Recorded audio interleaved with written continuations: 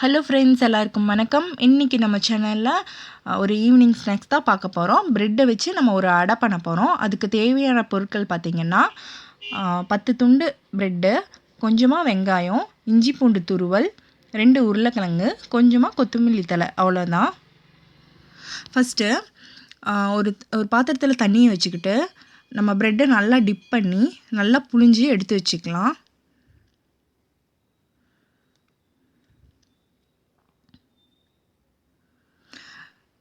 Bread நல்லா புழிஞ்சு எடுத்து வச்சுருங்க. அதில் கொஞ்சம் கூட தண்ணி இருக்கக்கூடாது.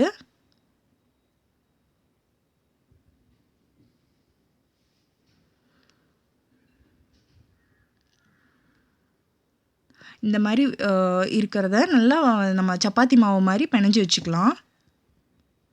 இப்போ ஒரு கடாயில் எண்ணெய் விட்டுட்டு எண்ணெய் சூடான உடனே கொஞ்சம் கடுகு போட்டுக்கலாம். கடுகு பொரிஞ்ச உடனே கொஞ்சமாக சீரகம் சேர்த்திக்கலாம்.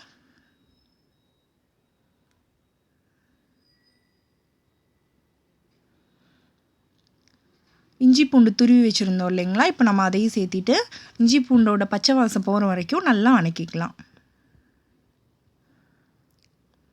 நல்லா வணக்கிக்கோங்க. இது பச்சை வாசம் போன உடனே நம்ம வெங்காயம் சேர்த்திக்கலாம். வெங்காயமும் நல்லா வணங்கட்டும். இப்போ 1/4 டீஸ்பூன் மஞ்சத்தூள், காரம் உங்களுக்கு ஏற்ற மாதிரி நீங்கள் போட்டுக்கலாம். நான் 1/4 டீஸ்பூன் மிளகாப்பொடி போட்டிருக்கேன். போட்டுட்டு அதுவும் நல்லா வணக்கி விட்டுருங்க இந்த பச்சை வாசம் போகிற வரைக்கும். இப்போது நம்ம வேக வச்சு எடுத்து வச்சுருக்கிற உருளைக்கிழங்கை சேர்த்திட்டு கொஞ்சமாக தேவையான அளவு உப்பு போட்டுக்கலாம். உப்பு போட்டுட்டு நல்லா கலந்து விட்டுடலாம்.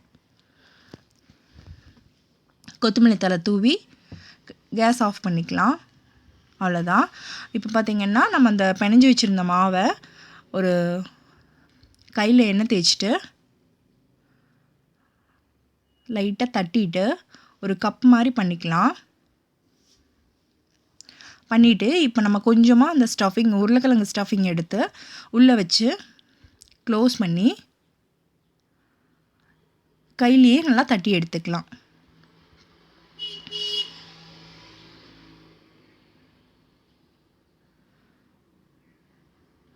அந்த சைடில் ஓரத்துல எல்லாம் நல்லா தட்டிக்கலாம். ரொம்ப மொந்தமாக இருந்துச்சுன்னா நமக்கு அந்த கொஞ்சம் கிறிஸ்பியாக கிடைக்காது.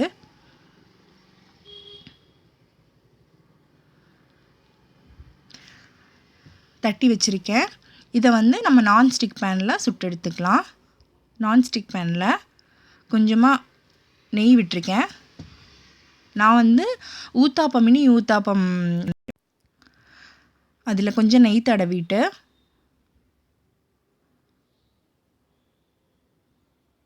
ஆயில் வேணுனாலும் நீங்கள் சேர்த்திக்கலாம், நெய் வேண்டான்னா.